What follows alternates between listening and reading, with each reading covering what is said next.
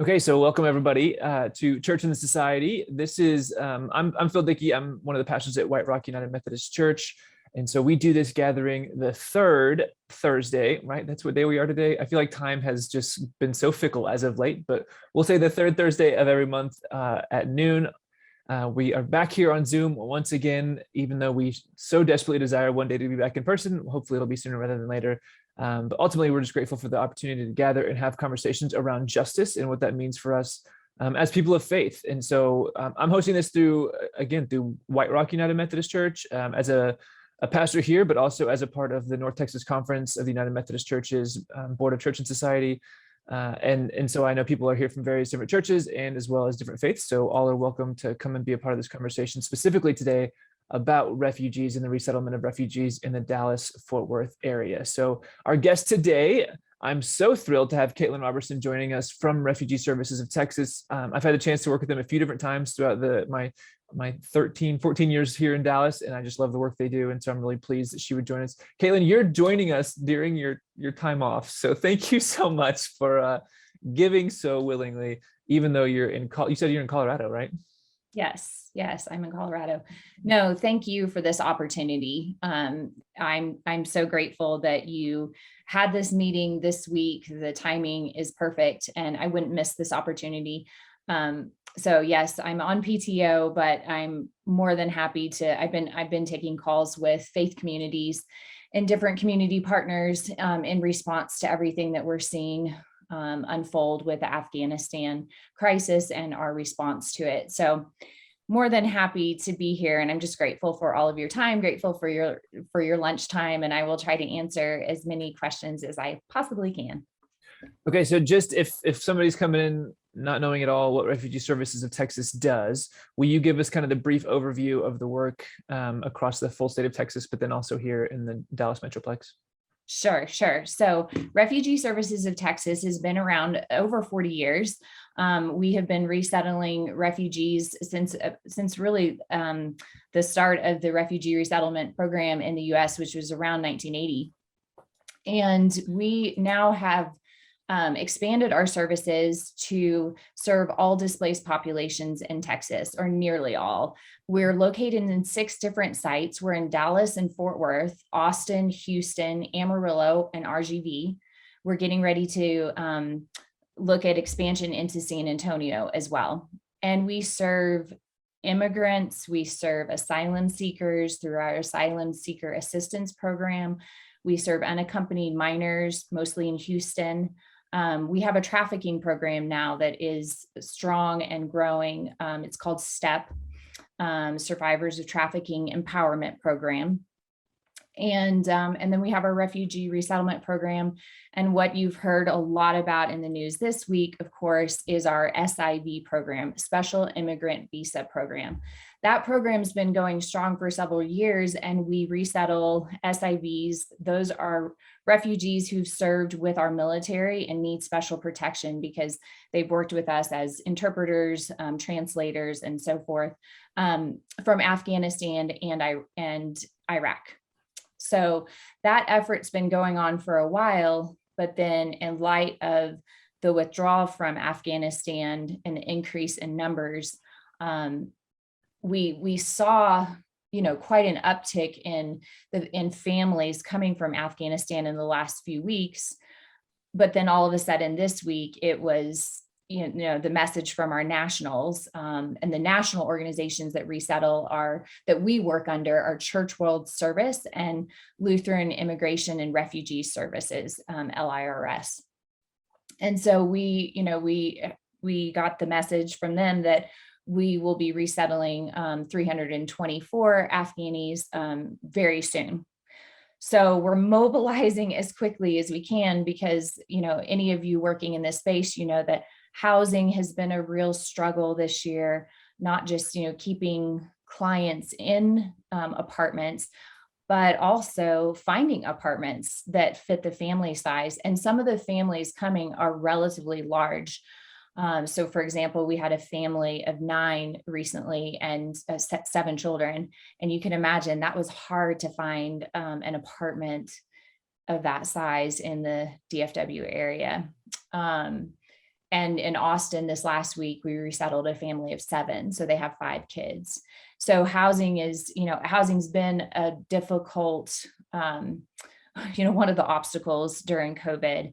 But now, especially like under these circumstances where you're trying to find housing very quickly, and stable housing too, right? We want this to be as smooth a transition for them as possible. Our mission is to provide a dignified welcome, to get our refugee clients self-sufficient as quickly as possible, but to make that transition, as smooth as possible and as trauma informed as possible. So it's really all of us rallying together, and I'm really grateful to talk to faith communities, because they form the system that, for the history of our program, they have been the ones that have formed our welcome teams. And our welcome teams are the ones that set up the apartments, they furnish them, they put food and groceries for that first week that a family has arrived, and they go and pick them up from the airport too. So it's a really special time, and maybe one of the most special parts of the whole process is that welcome team and that initial embrace by the community. Okay, so you said 324 Afghans that are, and this is through the SIV program, is that right? Yes, that's through the Special Immigrant Visa program. Now, one question I've been getting a lot this week is what we're seeing unfold on TV. The families that we see crowded on these aircraft, are they the ones that are landing right here in Texas this week? And the answer's a little complex, and I don't know that I can give you, a perfect answer to that question, because we're resettling SIVs that have been in the pipeline, and they've been waiting for months for that, for that final clearance and the departure. And some of them, are being evacuated out very quickly. And so from what I understand, we don't know yet from the nationals who is who has been waiting for months and finally flying here, and who is just, arriving very, very quickly. And I know like some of the planes that left recently, I think a lot of us saw in the news were actually going straight to Qatar. Yeah. So it's not that what you see on TV is landing right here, right now. Like I said, this program's been around for a while, and it has, there's been an uptick in resettling families as troops withdrew. I just don't think anyone anticipated how quickly everything would ultimately fall apart. And then they would have to evacuate out very quickly. And as you know now, the Taliban is not letting, people leave. So it's very difficult. And sorry for the little dog in the background. Okay. That's okay.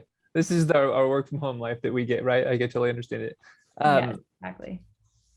Okay, talk to us a little, because I heard from a friend recently that said that that's what they were doing. They were headed to Qatar, and then they were going to be to Dallas was their next stop, actually.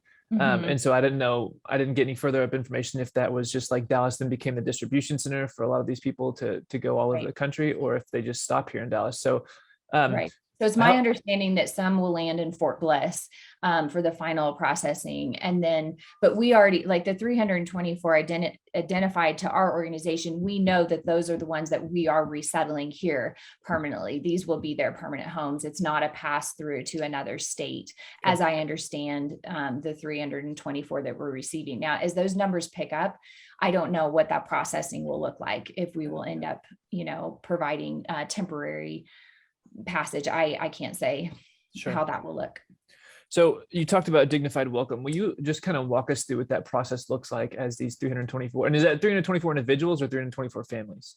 Right. So I tried to get that answer for that question yesterday, because some even internally are saying 324 families, and others are saying 324 individuals. And when they talk about apartment setups, they talk about it by family size. So it's a little confusing. for right now, I'm assuming it's 324 individuals, but Okay. that's one of the things I wanted to follow up with everyone, Sure. because that could be very different if it's family size versus, families versus individuals. But Yeah. in any case, I think 324 individuals is a lot for an agency our size, for sure. Yeah. So walking you through the process, typically what happens is we have, faith community partners that form these welcome teams. And so they will coordinate all of the needs. They know the family size that's coming. They know the ages of the children. So they'll know, do we need car seats? Which, by the way, I did find out this morning, we are in desperate need of infant seats and car seats in the Dallas office. So that's one very tangible need. And I did ask our community engagement coordinator to keep our Amazon wish list updated every day this week, because I know that community partners do want to come alongside of us. And that's an easy way to, just jump on the Amazon wish list. Is that on the website, Amazon wish list? Yes. Yes. Okay. So on rstx.org, under locations, you'll find all of our different sites. And when you click on locations and click on Dallas, it'll say volunteer. There'll be a volunteer tab, and there's an Amazon wish list tab. And so you can just jump right on that Amazon wish list. And like I said, they're keeping it updated with the most current needs as we get those details.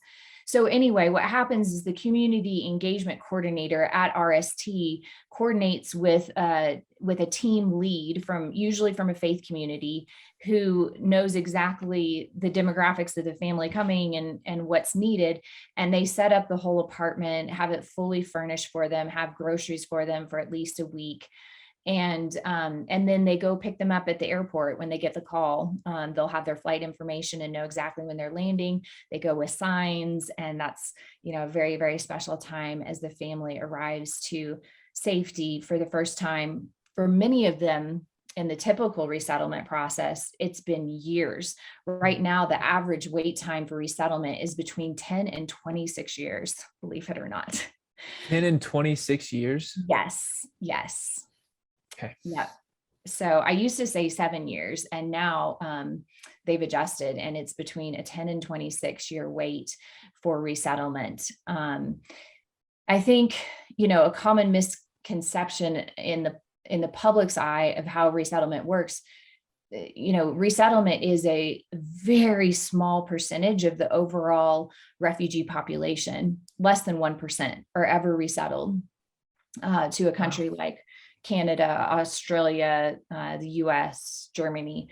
Most of the displaced, most refugees just end up in countries proximate to the conflict. So if you think about the most recent example, or the easiest to understand, maybe because we kind of see that geography in our mind, is the Syrian conflict. So the Syrian refugees, most of them ended up in Lebanon, Jordan, Turkey, countries proximate to the conflict. They didn't end up resettled, some of them did make their way into the European Union, but most of them end up just fleeing across a border and in a country right next to where the conflict is. So,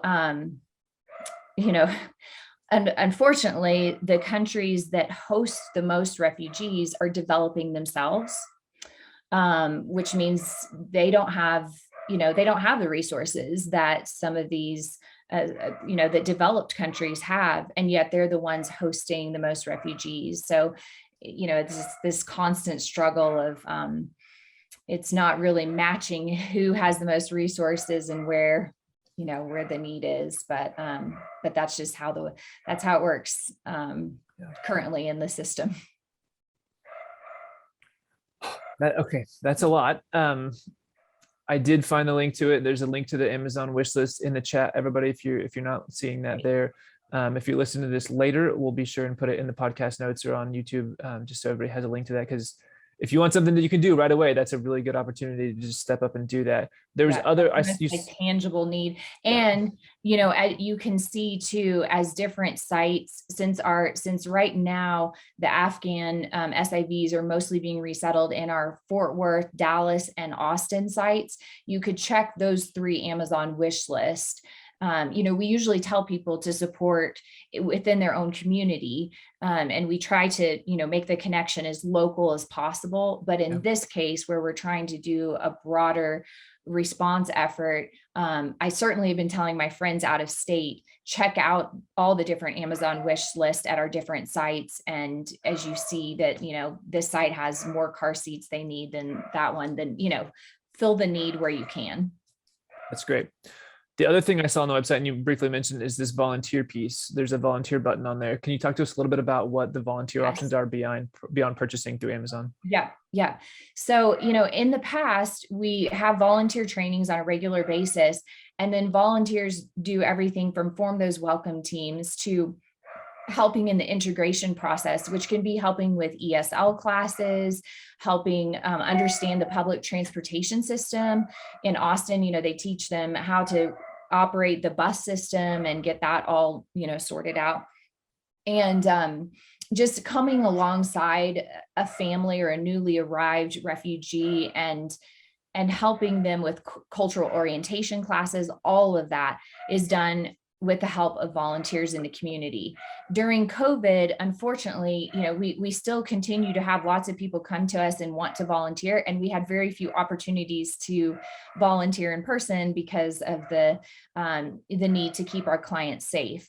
Sure. So we did continue with ESL classes virtually, and we even had some financial literacy classes and just different ways that community members could engage over Zoom. But now we are resuming in-person opportunities. It's important that a volunteer sign up through our website because they'll create a profile on Volunteer Hub, and then they will go through the volunteer orientation and have a background check before they, have interaction with our client population.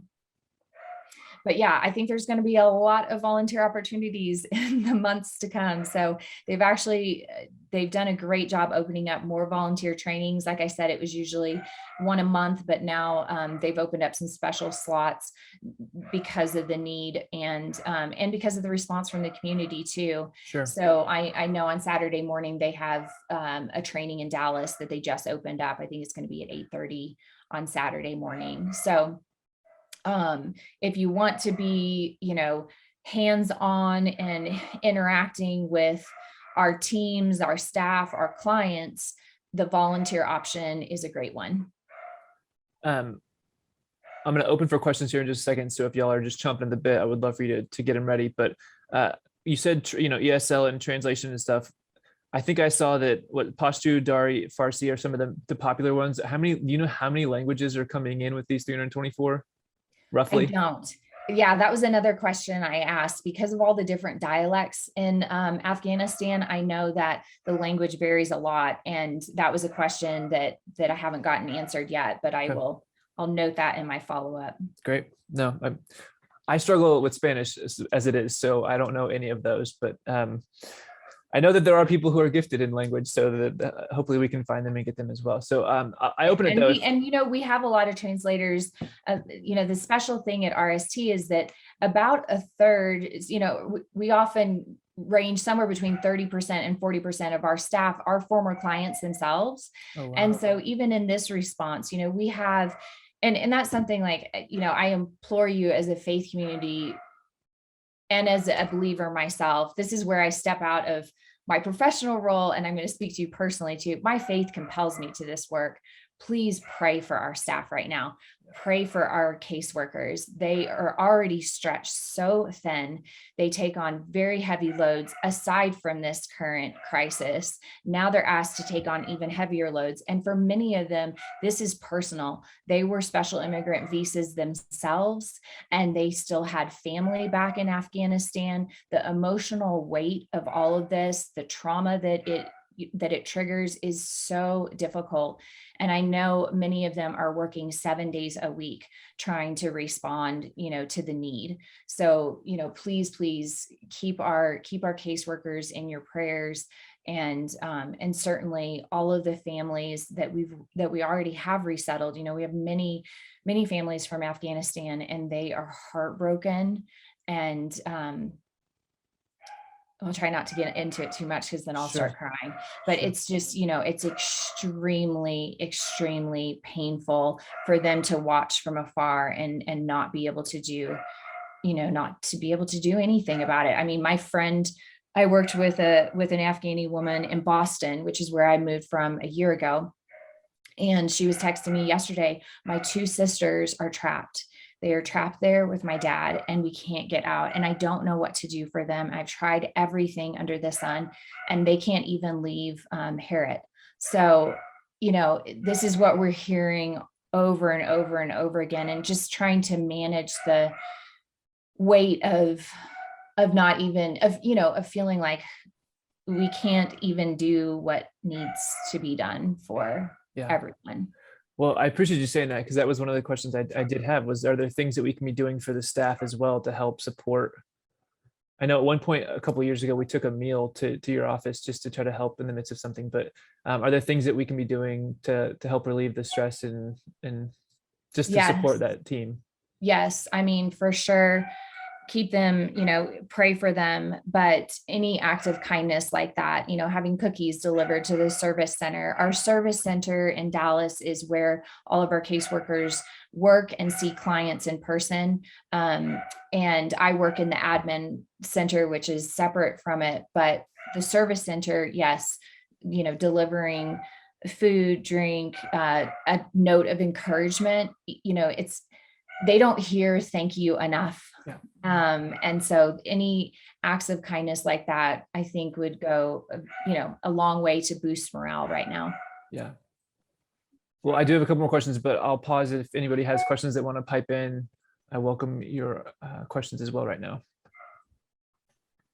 And again, I apologize for the little yappy dog. It's not even my dog, but the place I'm staying, I think it must be distressed that its owner is gone. So it's all right. It's all right. Well, I had a question, if it's okay to pop in. Yeah, thanks, Kitty. I was wondering, when you were talking about welcome teams, how long do those welcome teams stay connected with those families? And in what does that capacity evolve in different ways as the families experiencing different things? Yeah, that's a really good question. And I think it really varies family to family and with the different groups that are involved in forming the welcome teams, to their capacity, how long they can stay engaged with us and with the family. Some welcome teams go on to form really close relationships with the clients and continue having them in their homes for meals and, form true friendship and community out of that relationship. And for others, it may just look like the apartment setup and the initial greeting, and then there, isn't necessarily continued relationship. So it just varies from group to group and depending on the client's desires too.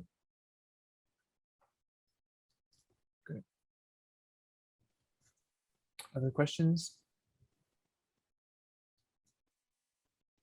Do all the donations need to be brand new? I mean, talking about car seats. Yep. So a funny story. I was, the reason I have no hair actually is because I am a triathlete in my spare time. And I'm training right now with RST, our CEO, and our, and marketing and development are running the Ironman in Waco in October. And we have been training, and we are trying to raise support, kind of a swim, bike, run for refugees. And so anyway, I was running the other morning and I saw this really nice car seat out by the trash. And I saw the woman walking, up her stairs, and I said, excuse me, your neighbor here that you haven't met yet, but I said, do you happen to know if the car seat is expired or not? Because every car seat has an expiration date. And she said, no, it's not expired. It's in really great condition, but I haven't been able to find any donation centers that will take car seats. And so I just gave up and decided to put it out by the trash. And I said, well, I work for Refugee Services of Texas, and we do take used car seats as long as they're not expired.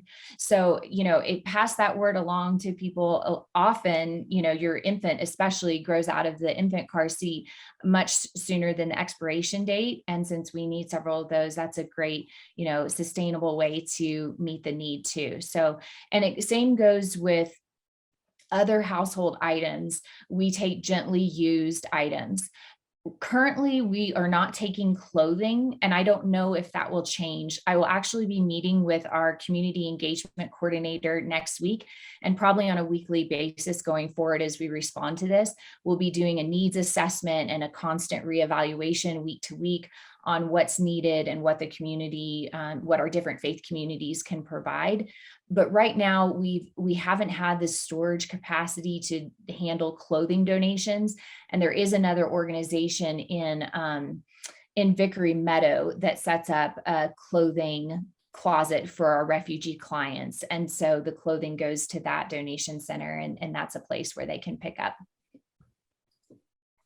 One of the ways gently used items. And the only thing I'll say, on the development side, please be so considerate that it is just gently used, because it's a burden on staff, of course, when we do receive donations that are unusable. And so I tell people, whether it's clothing or furniture or whatever, if you wouldn't put it on your own body, you wouldn't, use it yourself, then pass it along to the whatever you need to recycle bin, not to us.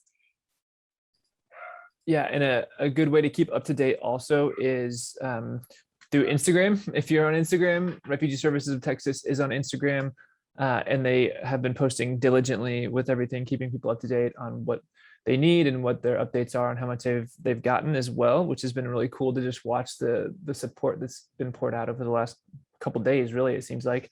And they're also, I think, on Twitter, and I'm sure there's a Facebook page too, right? So yes, we have Facebook at all of our sites. We're on Twitter, LinkedIn, Instagram, but Instagram is the most current, up to date. We post daily on Instagram, trying to keep up with both highlighting what the community is doing and what the need is. So that's the best place to stay in touch. And then I'd say Facebook is a close second to that. awesome. What is the link to Instagram for you? It's at Refugee Services of Texas. Ah, Awesome. I'll put the handle in the please. Yeah, that would be great. mhm. Other questions? I don't have a question, but I do want to just kind of echo as someone who's been involved with RSC for a long time. First of all, like Kaitlin said, the airport pickups are where it's at. It's a special thing. And yeah, you're probably going to be driving out to DFW at 11 p.m. and you'll have a sweet family riding along with you, usually sound asleep because their journey has been so long. But it really is like the most welcoming first face they see. And it's just super special to be able to do that and help transport the family back to their, if their apartment or a hotel for that first night. And it's really special. So just plug for that. And then, yeah, like there's unique opportunities to walk alongside a refugee's journey as they navigate DFW. Early on when I moved to Dallas, I was also navigating DFW, and I actually had a refugee mentorship relationship early on. And we went to Target and picked out a bra for her. And that was like the hardest and scariest thing for her to do in that moment, and like necessary. And I was able to navigate that, right? The changing group, the everything. And so the overwhelming choices, we've all been there in Target. And so like it's all very special. The other thing is we're talking about donations and everything, and I'm sure Kaitlin will get there, but I'm going to say it. And this is what I've been sharing with my friends. Dollars will spend, they never expire. And as a board member who has looked at their financials, who has walked through audits with this group, I can tell you with absolute 100% certainty that your money will go to where its greatest need is. They are an exceptional organization at the highest level in of integrity and competence. And so just know that your dollars will be spent. Yeah, every layer of leadership at RST, particularly our CEO, Russell, they are special and great. And so just want to reemphasize that as well, that your dollars are spent well at RST too. So yeah, if you missed that, that's Eli. She was a former board member, correct? Yeah, rolled up a year ago. Yeah. There you go. So Mhm. spoken like a veteran. Thank you for saying that, Eli, because we try to match whatever the community is wanting to do. So if they want to volunteer, then come volunteer with us, right? And if you can gather in-kind donations, then in-kind donations. I mean, we will take whatever help that we can get. But you are so right. To keep these organizations going, we are bootstrapping it together. And I testify for everyone on our team, like even this week, we're working crazy long hours. Monday and Tuesday, I worked 11-hour days. And, this is the nature of the work, and we have the heart. We do it because we believe in the mission. I myself moved my entire family from Boston. We loved Boston. I moved them to Texas just for this work. I moved them because I wanted to understand the challenges on the front lines of the U.S. migration story. And I believed in what RST was doing. I believed that they were doing the work with a lot of heart, a lot of hustle, that they were really putting the client first. And, and that's the most important thing to us, that the client is number one. And like I said, we provide that dignified welcome for them. But as a community, we have to show our nonprofits that they are valued. And it's the same. So I worked in the education sector before, and I have to laugh now, like between education and nonprofit work, it's undervalued work. And yet this is what strengthens a society, right? Giving people the supports they need to fully integrate, to contribute in our country. It requires all of us realizing the importance of that work and showing its value by, putting our money there ultimately. That almost sounds biblical. Exactly. And, I'm so encouraged since coming to Texas. The communities are so hospitable. They want to welcome. And look at the outpouring of love this week. When people see the need and when they get close enough to the story, that they see the need, and they're looking into the eyes of an asylum seeker. They're looking into the eyes of a refugee. When they get close enough to the story and they understand the need, they want to help and they want to welcome. So, turn away from the negative rhetoric, from the politics that are often so negative, because that's the opposite of what the community is saying to us. The community is saying, hey, I have an extra room in our house. If you can get them here, I've got an apartment. Literally the community has been, just pouring out their support to us. We've got housing, we have food. What can we do? That's the heart of the community. You mentioned politics, and this was one of my probably last questions is, we don't have to go down the partisan politic road by any means. That's probably not all that helpful today, but I am curious because a lot of what Church and Society really focuses on is how do we advocate? And so at the policy level, what are things that we can be doing or advocating for, calling our elected officials? Do you have specific policy recommendations? Yes, I do. And sadly, for months, and I put this in our newsletter, advocate for, a raised cap on the SIVs, because at first it was, we're going to evacuate out, 15,000, 20,000. Finally, Biden raised it to 50,000, but that's because of advocacy. Advocacy does work. And the more pressure was put on, the number kept going up of the SIVs that they would, evacuate out. And it still wasn't the number that the military had identified as those who had worked with us and had a target on their back, right? And anyway, I get really passionate about this. I feel, Totally. I feel that it's total exploitation to say, we will protect you. We will, we'll provide protection for you if you serve alongside of us. And then we weren't able to get out all of our allies. Yeah. But advocacy does work. And even with a refugee admission cap, that's one way that the community can continue to put pressure on the current administration. It is a presidential determination every year. The number of refugees that we receive in the US is determined by the president year to year. And in the last 4 years, the reason why our system, the reason all of the resettlement agencies in our country were so crippled, because the numbers were brought so low, we couldn't keep the staff on. So we lost a lot of our capacity. RST was very fortunate in that it was able to hang on and really survive very difficult years because they expanded their services to serve trafficking survivors and other displaced populations. But I can tell you 100 of the 300 agencies that resettle refugees around our country closed their doors in the last 4 years. Wow. And I don't think the public understands that the whole system, our whole asylum system, the ability to make an asylum claim in our country, it was dismantled in the last 4 years. And we are trying so hard to build back that capacity. And it is requiring, like, all of us just bootstrapping it together right now. But we're hopeful for better days ahead as that presidential determination increases year to year. And again, like, it took a lot of pressure on Biden to get it to keep his promise of 65,000.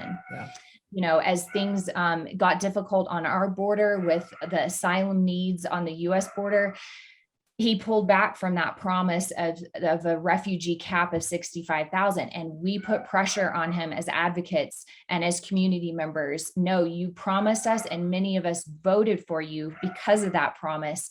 Keep your promise. Yeah. And he eventually did, reinstate that. Now, because of COVID, because of the backlog in the system and so many hurdles in the pipeline, we won't even come close to that. But that cap is an important goalpost. It's an important benchmark, and it needs to return back to our historic average, which is 95,000 at the least. Right. Now, under both, and that's under both Democrat and Republican administrations. But I can tell you that our highest refugee resettlement numbers were actually under Republican administrations. So for the history of the program, we've had bipartisan support because we understand the net benefit to us, both diplomatically, economically. It's important. We've got to return to that place in our country. And that's going to take all of the community saying, we want more refugees here, and we have the resources to take care of them. Wow. 95,000, huh? 95,000 is the average. And Okay. last year it was brought down to the historic low of 15,000. So you can imagine a system that's used to resettling 95,000 a year to 15, that's not sustainable. So no wonder all these agencies closed. They couldn't be fiscally solvent at that, at that low number. Are you seeing an even bounce back, or has it just put more pressure on the remaining 200 or 100 that are left? Yeah. It's put an incredible amount of pressure on us, and we are going to have to weather some hard months ahead to come out into a place. Our CEO has said all along, like, we're going to survive until we can thrive again. And we're not at the thriving place. Sure. We have survived, and now we are really just trying to, like I said, really as staff, we're trying to encourage each other. Like, we can do this, we can hang on. And, it's not always going to be these long hours and this low of pay. Like, we're going to stay in this because we believe in the mission, and eventually we believe that society will value it as well. Yeah. Well, I'm going to share my screen here real fast because let me see if I can find it. Here we go. That's the wrong one. No, is that it? There we go. Yeah. If you're United Methodist, this is from our social principles. If you didn't know we have social principles, I will drop the link to it for the 2020 social principles in the chat as well. But this comes right out of our social principles. And it says, migrants, immigrants, and refugees, we affirm the dignity, worth, and rights of migrants, immigrants, and refugees, including displaced and stateless people. In so doing, we acknowledge that the world today is facing an unprecedented crisis related to the displacement of vast numbers of people due to such factors as ongoing wars and other hostilities, foreign interventions, widespread famine and hunger, global warming and climate change, and the failure of nation states to adequately protect and care for their people. And I'll just skip down here, I won't read all this, but we urge United Methodists to welcome migrants, refugees, and immigrants into their congregations, to commit themselves to providing concrete support, including help with navigating restrictive and often lengthy immigration policies, and assisting with securing food, housing, education, employment, and other kinds of support. So if you're United Methodist, we have a call to this based on who we are as a denomination. And I'm sure if you're another denomination, there's something similar. If you're another faith, there's probably something similar. We could talk until our face turn blue about the spaces that talk about migrants and people traveling in the scriptures. There's clear justification for the work that's here for us to be involved as communities of faith. And so just as a pastor, Kaitlin, thank you for the incredible work that you do. For all who are on the call right now, thanks for the faith communities that you represent and all that you do as well. Just give us the quick, if you could list 3 things, what are the 3 things that would, as we stop listening to this right now or leave this space, what were the 3 things to walk away and do that are most important? Oh, 3 Because things. I know you mentioned a whole lot and they're all good. So Yes. Yes. I mean, support your local resettlement agency, either through in-kind donations or monthly contribution. And I'm telling you, $10 is not too little. If you can become a monthly donor at $10 a month, that makes a huge difference. I think people sometimes shy away from being consistent supporters because they think they don't have a lot to contribute, but you do. And I tell college students, give up your Starbucks drink, the $5 Starbucks drink just for a week. Like, give us $5. Every little bit matters to us, and it is how we do the work of welcome. Advocate, stay informed. There are really good advocacy toolkits. We have resources on our website under advocacy. Our national organizations produce really great advocacy toolkits. I created an advocacy corner in my newsletter that goes out once a month, and I make it very concrete, very doable, 3 actions. But if the public will, continue to pressure Congress really to act, like, that's the change that ultimately this whole system needs. Across the board, we need immigration reform, but refugee resettlement needs it to be a congressional decision and not a presidential determination, because we don't want it at the whim of any particular president. Right. We want it to be the commitment of our country. This is the commitment of the US. This is who we are. And that's going to take, Congress to act on that. And what would be my third? Eli, help me out. I would say just take special time and consideration for the staff at RST. Like Kaitlin said, many have experienced this themselves, and it does bring an added layer to the work that they're doing every day. And they are incredible and talented. But the more you can spend kind of just in prayer or sending, like, seriously, the cookies go a long way.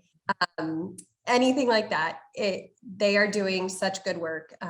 So that's focus, advocacy, volunteer and donate, but also just prayer and recognition of the staff of ours right now.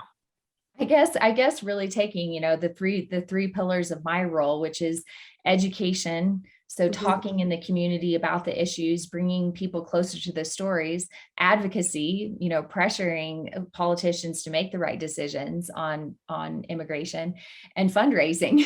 So, every one of you can amplify that reach.